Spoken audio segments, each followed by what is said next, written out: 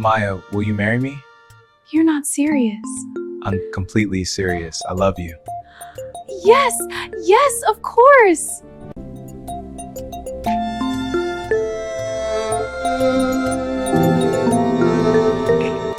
This is the story of how I met the love of my life, Daniel Reed, the rich CEO who changed my life forever.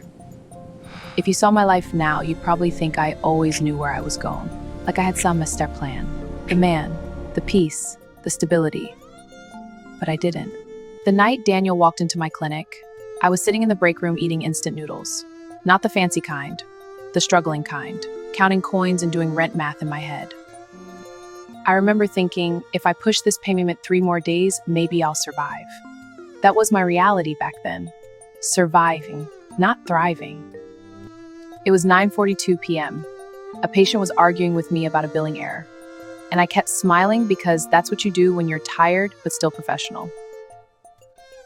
After he left, I poured the coins from my wallet onto the table, counted them twice, and just stared at them.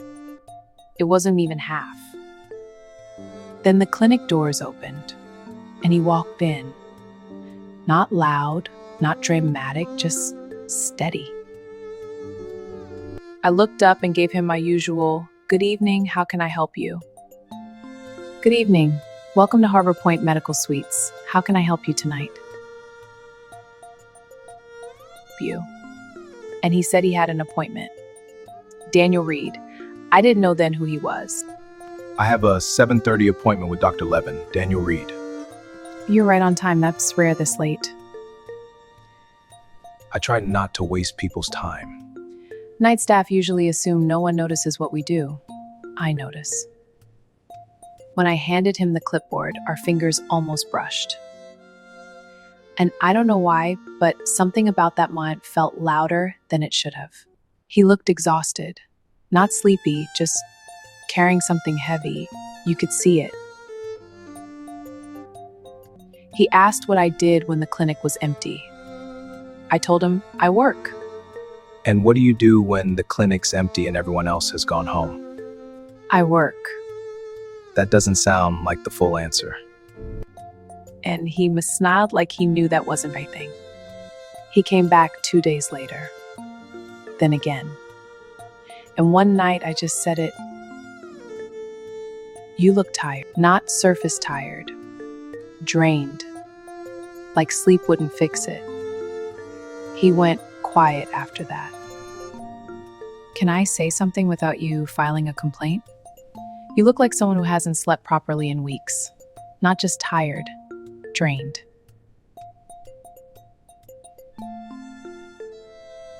That obvious? Only if someone's actually paying attention.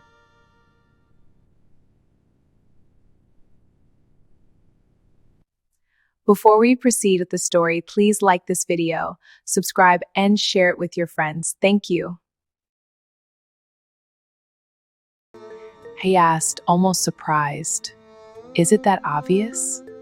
And I said, "Only if someone's paying attention." Something shifted that night. Nothing dramatic, just awareness, like we both noticed it. Then Nina rushed into the break room one afternoon. She looked at me and said, "Maya, promise you won't overreact." Maya, I need you to promise you won't overreact. That sentence alone makes me nervous.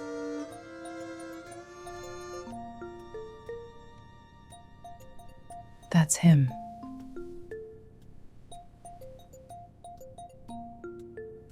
He never said he was anything. He's not just anything, he's worth millions.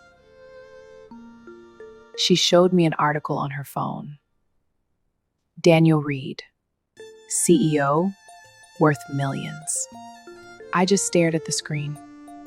Because he never said any of that. Not once.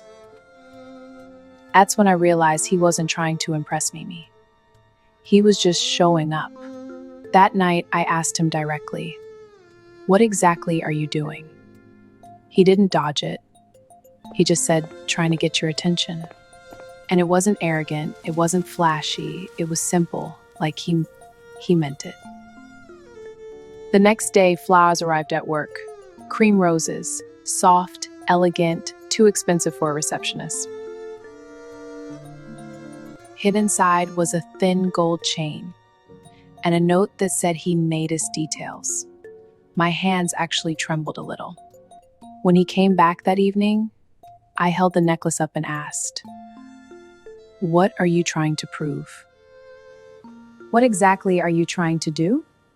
Get your attention. If it's too much, tell me. I won't insult you by pretending I don't have the means. "I don't want to be impressed. I want to be understood." That's more expensive. He looked at me calm and said, "If it's too much, tell me. I'll stop." And somehow, I believed him. So I told him the truth. "I don't want to be impressed," I said. "I will want to be understood." And he didn't laugh. He didn't tease me. He just said, "That cost more." A few days later, we met for coffee. Daylight. No clinic lights. Just two people sitting across from each other. I remember he ordered before I could. Oat milk, no sugar, because I'd mentioned it once, casually. I laughed and asked how he remembered that. He said he doesn't ignore things that matter. I said that in passing. I barely remember saying it. I don't pass over details that matter. So what exactly is this? Curiosity? Entertainment? It's coffee in daylight, so you can see me clearly. And what am I supposed to see? Whatever you think I'm hiding. And that stayed with me. So I asked him the question that had been building. Why me? And I watched his face carefully. Why me? Because you looked at me like I wasn't impressive. You looked at me like I was human. Your perspective is really refreshing. That might be the first time anyone said that like it was a compliment. Well, I mean it. Thank you. He said it wasn't because I was impressed by him. It was because I wasn't. Because I treated him like a person. No one had ever said something like that to me. Not like it was rare. Not like it meant something. Then life reminded me I was still struggling. My brother had made some bad financial choices, and everything was collapsing around him. He called me crying. I felt responsible, like I always do, and I didn't know how to fix it. I was sitting outside the clinic in the rain when Daniel found me. He asked why I left without saying goodbye. I told him I was fine. He looked at me like he didn't believe it. Because I wasn't. When I explained what was happening, I expected him to offer money. That's what powerful men do, right? But he didn't. He said money doesn't fix bad patterns. It just hides them. He offered structure instead. Guidance. Someone who could teach my brother discipline. My brother made a stupid financial decision. It's snowballing, and I can't fix it. Does he want fixing? What do you mean? Throwing money at a problem doesn't fix it. It just delays it. If he needs structure, I can connect him to someone who builds discipline, not a bailout. You're not offering to just pay it? And I asked him quietly, so you're not just going to pay it? I needed to hear his answer. If I solve everything for you, you'll never know whether I'm choosing you or controlling you. That's the first thing you've said tonight that scares me. He said if he solved everything for me, I'd never know whether he was choosing me or controlling me. That hit me harder than the rain did, because I'd seen control dressed up as love before. The whispers started after that, in the break room, by the coffee machine. People always notice when something shifts. They didn't say it to my face, but I heard enough. That kind of man doesn't show up by accident. I hated that part. I didn't want to be someone's assumption or someone's upgrade story. I'm just saying, men like that don't just walk into clinics for nothing.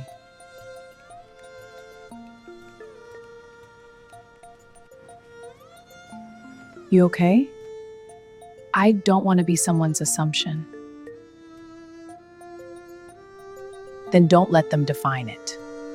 It's not that simple when the man in question could buy the building we're sitting in. So I pulled back a little. Shorter replies, less lingering eye contact, walls. You've been distant. What do you mean? You know what I mean lately. I'm just tired, Daniel. It's more than that. Is it? And of course he noticed. He always noticed. One night in the rain, he asked, "Why are you shrinking?" I told him I didn't want to be a rumor. I didn't want my name tied to headlines. Not like that. I don't want to be a rumor or a headline. I know. But we can't pretend this isn't happening. Then what do we do? He didn't get defensive. He didn't raise his voice.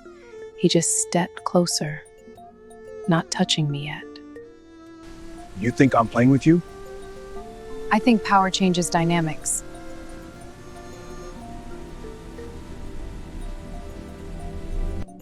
He said he wasn't there because I was convenient. He was there because I was difficult. And he didn't get bored of difficult. Then let me be clear. I'm not here because you're convenient. I'm here because you're difficult. And I don't get bored of difficult. I don't want the world. I want you.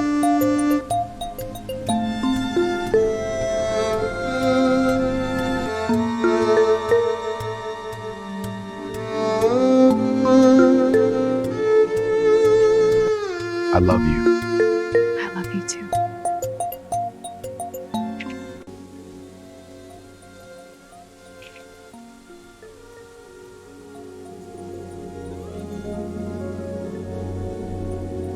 Something about the way he said that made my chest tighten, like he was choosing me on purpose.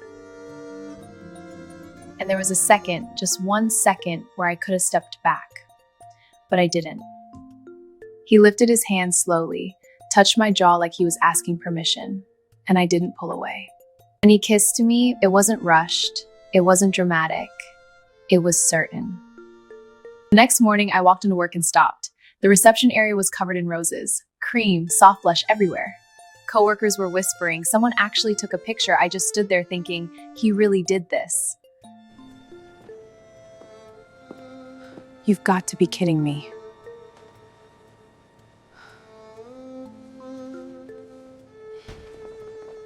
This is not normal. He's claiming territory. You said you didn't want to be impressed. So I'm not trying to impress you. I'm trying to be undeniable. There was an envelope waiting for me. Simple, elegant, and my heart was beating faster than I wanted it to. The note said he wasn't trying to impress me. He was trying to be undeniable, and I didn't know whether to be angry or affected. When he walked in later, I asked him why he turned my workplace into a spectacle. He said it was only for a few hours, just beauty, nothing more. Then he said something that surprised me. If you tell me to stop, I stop. No ego, no challenge. You turned my workplace into a statement. No, I turned it into something beautiful for a few hours. You don't think this makes things harder for me? I think you underestimate how strong you are. If you tell me to stop, I stop completely. You're dangerous. Only where it counts. Hey. Maya, I can't hold back anymore. Daniel, what are you doing?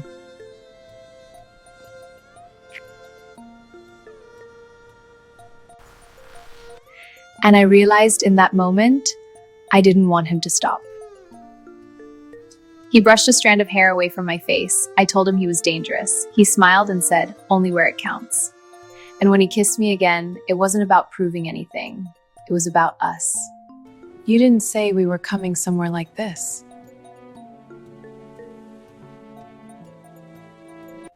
You mentioned once that you missed hearing live music, so I arranged some. Oh, Daniel, this is wonderful. You remembered that? I remember what makes people light up. This is dangerous, you know. How?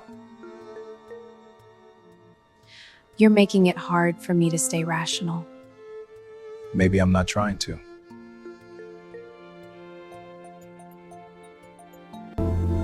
This is perfect. You are perfect.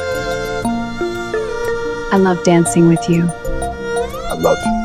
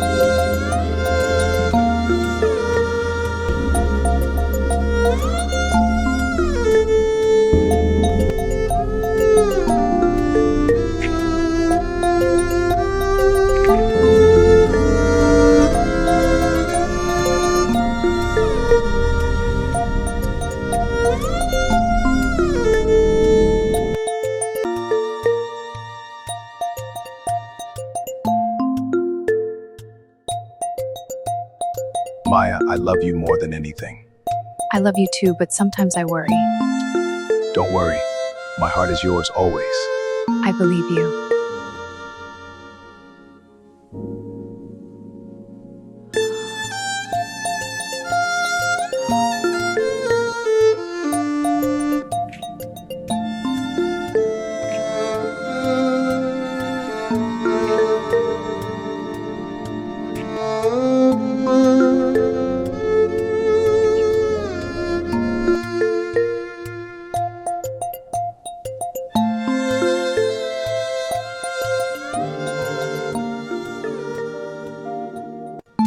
A few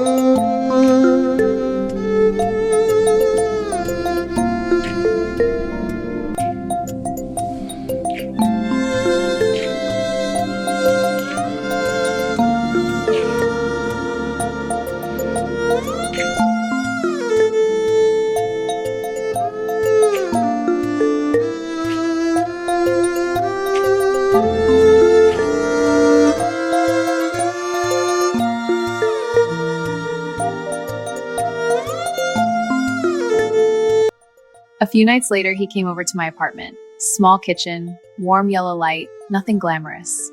He stood there in a white shirt, holding a wooden spoon like it was a negotiation tool, and I couldn't stop laughing. You look very corporate for someone holding a wooden spoon. Hey, I'm versatile. I see that.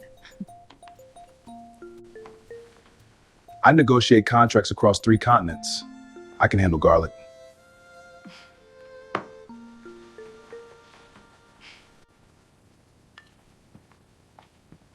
You're trying too hard. I don't try hard for most things. Why are you trying so hard for this? Because this feels like something I don't want to lose. He said he handles contracts across continents. Surely he could handle garlic. He added too much seasoning immediately. I walked over and took the spoon from him. Our hands touched, this time on purpose. I asked him why he was trying so hard. He looked at me differently then, quieter, more serious. He said this felt like something he didn't want to lose, and I felt that sentence land in my chest. Later that night, he said my name in a tone I hadn't heard before. steady, certain. I teased him for sounding so serious, but he didn't smile back this time. He told me he built a life where he controls everything, but meeting me made him stop wanting control. And then he knelt. Maya, Why do you sound like you're about to fire someone? I built a life where I control almost everything. But the day I met you, I stopped wanting control. I don't want to impress you anymore. I want to build with you. You're insane. Maya, will you marry me? You're not serious. I'm completely serious. I love you. Yes, of course. Yes.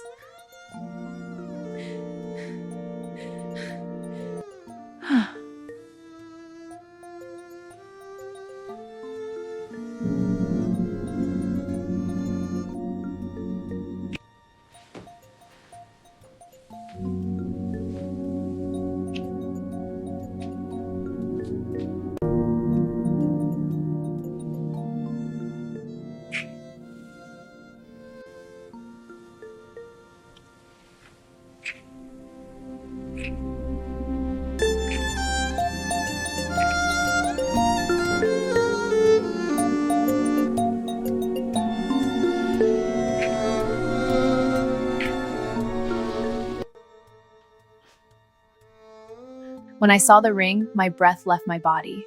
It caught the kitchen light like it was alive. I asked if he was serious. He said he wasn't trying to impress me anymore. He wanted to build with me. When he said, "Marry me," the world got very quiet, like it was waiting for my answer. I called him insane, but I was already crying, already nodding. And when I said yes, it felt less like a decision and more like stepping into something that was already there. I pulled him up, wrapped my arms around his neck, and kissed him like I meant it.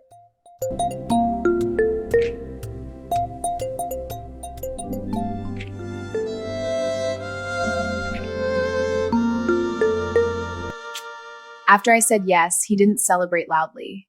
He just held my hand and said, "Come with me." We stepped outside into the cool night air. I asked where we were going. He smiled and said, "You deserve altitude." I didn't understand until the car stopped.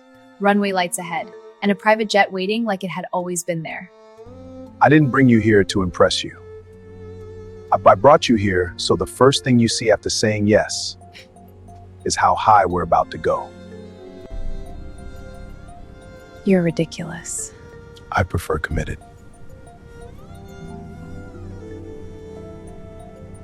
Beat.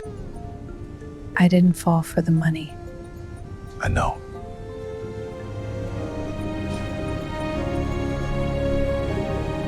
I turned to him and asked if he owned it. He shrugged like it was nothing. "It's practical," he said, like that explained everything. What mattered wasn't the jet, it was the way he watched my face, like my reaction meant more than the aircraft ever could. He told me he didn't bring me there to impress me. He brought me there because the first thing I should see after saying yes was how high we were about to go. Inside, everything was quiet. Soft lights, cream seats, but my heart was louder than all of it. I leaned my head on his shoulder and called him ridiculous. He smiled and said he preferred the word committed. I fell for the way you never tried to own me. Good.